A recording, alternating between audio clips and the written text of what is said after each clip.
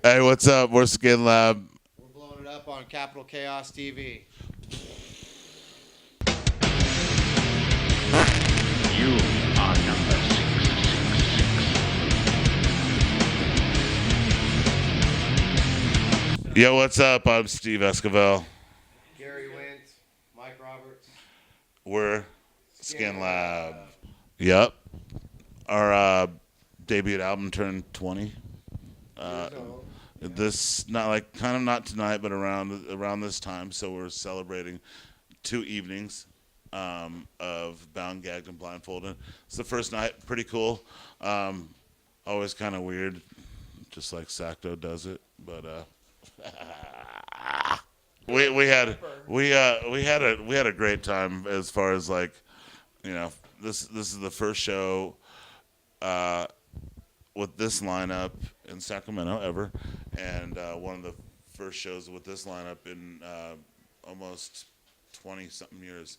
So to be able to play here in Sacramento, where we got a lot of love when we started out here early in the days, like I say, playing the Puss Studios and playing with all the local bands here, man. We just had a lot of friends, so it kind of only seemed right to kind of get the warm-up show going here. So night one tonight was awesome.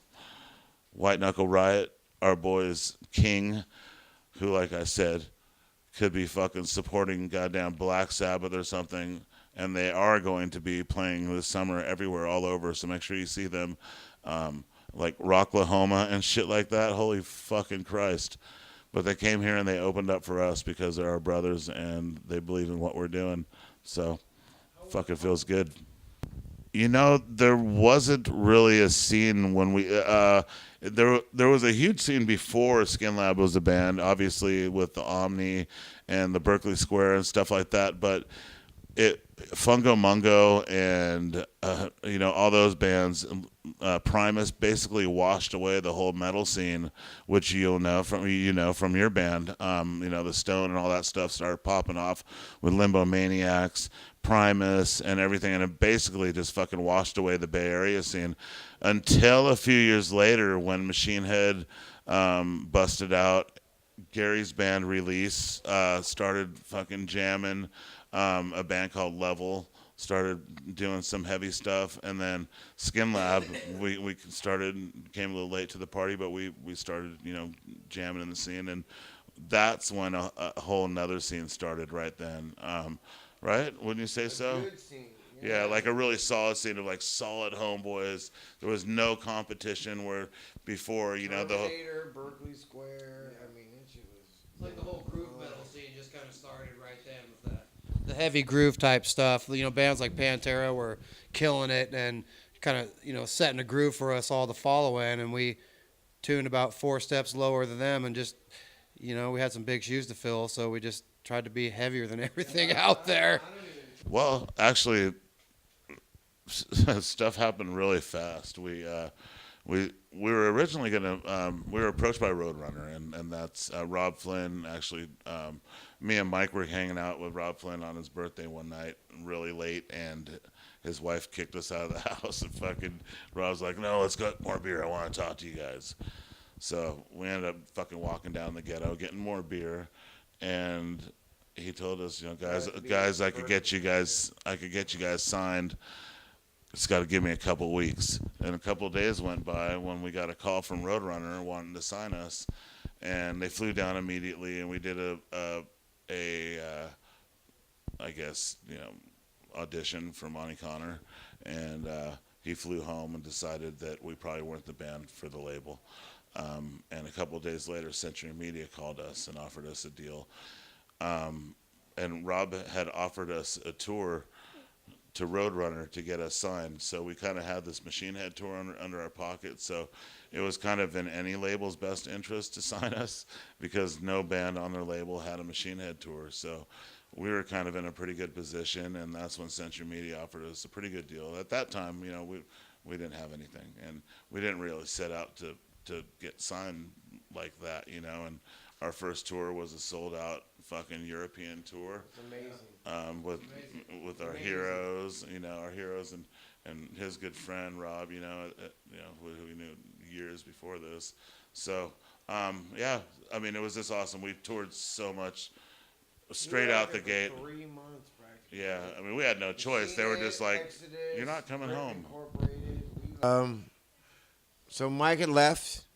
Mike had got like chicken pox after third time almost died.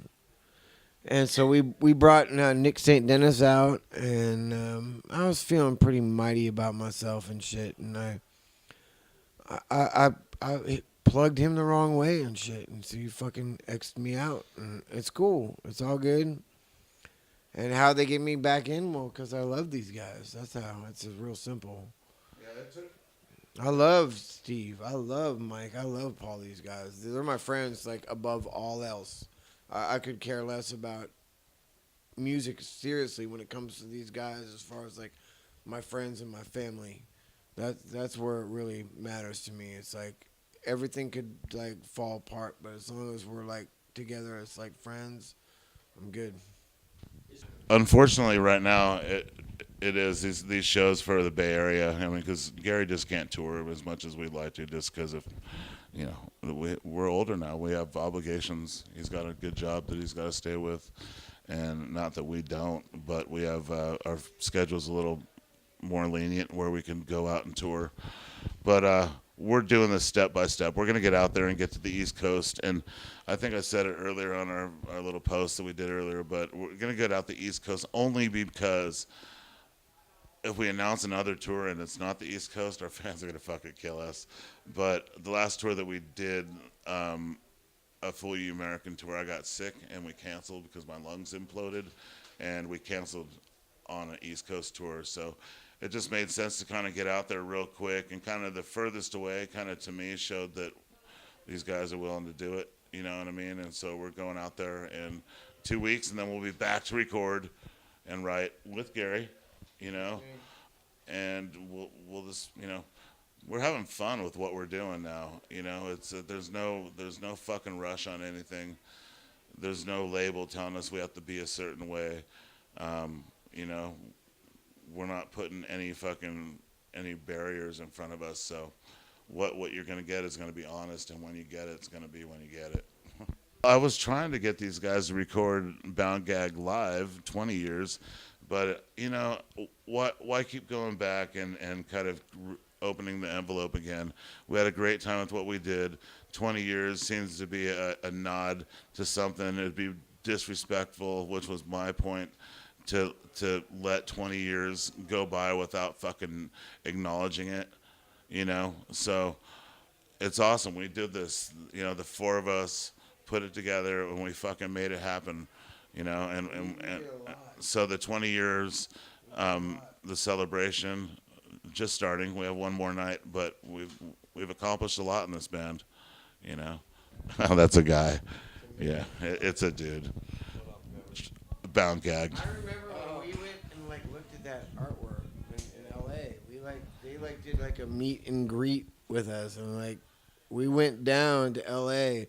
and they took us out to dinner so they could like show us all that kind of stuff. So we The good things when we were being courted. I remember the first like artwork for that record was so like just amazing. Like the shirts were great. Okay, that's good. It was way above and beyond. I mean, Century Media really took care of the band for a minute there and stuff. And When you work so hard and you keep on staying out there touring, sometimes good enough isn't enough, you know? Sometimes you got to put the brakes on. Dead Z, the debut. Death Angel, Ultraviolence. And Life, Sex, and Death, Stanley. Slayer, Rain and Blood, Tool, Opiate, or no, Undertow, the first one, whatever the hell that was called. Opiate, yeah. Led Zeppelin 4. Disintegration by The Cure, yeah, for sure. The Wall by Pink Floyd. And, oh, wait, Iron Maiden Killers. There you go. That's my three. That's my 3 Desert Island discs. We love you, Iron Serbian. thanks for the support over the years, bro. You know, it's been you've seen the ups and downs of our band. It's fun doing it, you know, and that's why we do it. We do it for the love of music, and along the way, there's lots of heartbreak and trials and tribulations and everything. But we're living proof that you can do it, man, and fucking keep it together. So, thanks for the support along the way. It's been fun. Keep it together. What? No, yeah, it's great to be back doing this. We've all done. What am I doing? Oh. We've all been in quite a few different bands over the years, and it's not quite the same as the vibe that we all have together. And, you know, Steve and I started talking about getting the band back together only a couple months ago. And the first person we talked about, as people know, Skinlab's had a few guitar players, and the first person that came to mind was Gary. I mean, it was like, who are we going to get? And we're like, dude, it has to be Gary. It's going to be the original tour, original lineup. It's got to be us. We're going to write the new album the same way. So the first record, Skinlab did most of the writing. We haven't really ever had a chance to write with Gary. He played on the record and wrote a lot of little cool, trippy parts, but we're going to get to write a whole mess of songs together, so we're really stoked on that. I mean, Gary was a huge influence to us growing up in his past bands, being Sacrilege and Release, and we were always blown away by his playing. So for us to get to be together and write together, it's going to be pretty cool, you know. So otherwise, yeah. Tonight we'll do it again. 20 years. Awesome.